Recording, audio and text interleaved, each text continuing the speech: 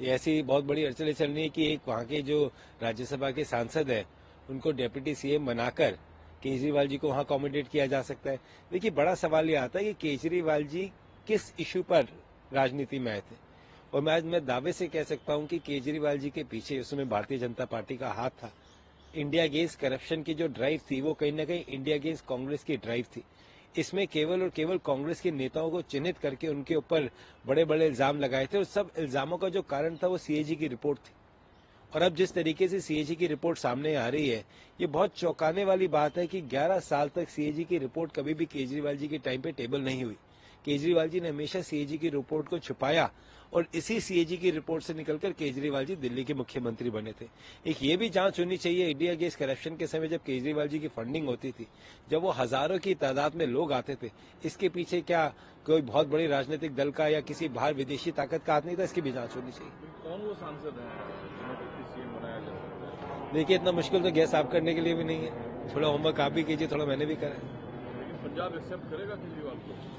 देखिए, पंजाब तो आम आदमी पार्टी को भी एक्सेप्ट नहीं करेगा। देखिए, वो एक वेव थी, इन्होंने पंजाब के लोगों के साथ झूठ बोला है।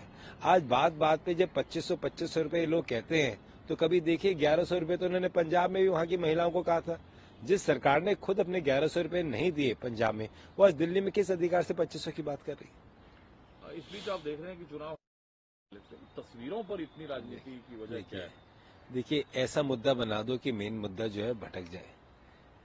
इन सरकारों को आज तक ये समझ नहीं आया कि इन्होंने तस्वीरें तो लगाई, परंतु दिल्ली में कोविड के समय जब सफाई सैनिक जो उन्हीं के समाज से आते हैं, उनको 1 करोड़ रुपए की सम्मान राशि देने की बात हुई तो इन्हीं की सरकार ने मना कर दिया।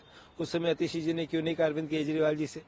हमारा खुद का प्रपोजल गया था, मैं सफाई सैनिक का नाम बता रहा हूँ, स्वर्गीय विनोद जी की फाइल गई थी केजरीवाल जी के पास कि इनकी ऑन ड्यूटी कोविड के समय मौत हुई, इनको 1 करोड़ रुपए की सम्मान राशि दीजिए।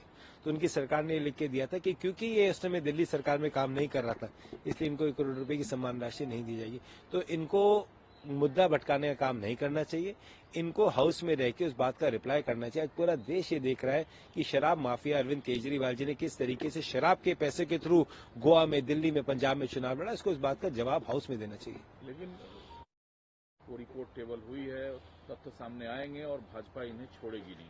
देखिए, मुझे लगता है उनकी जानकारी पूरी नहीं है। सीएजी की रिपोर्ट आज तक टेबल नहीं हुई, और केजरीवाल जी इसलिए नहीं टेबल करते थे। अगर ये टेबल पहले होती ना, तो जो उनके वोट थोड़े बहुत है वो भी कम हो जाते हैं। तो अब देखिए, मुश्किलें तो ऑलरेडी बढ़ चुकी है।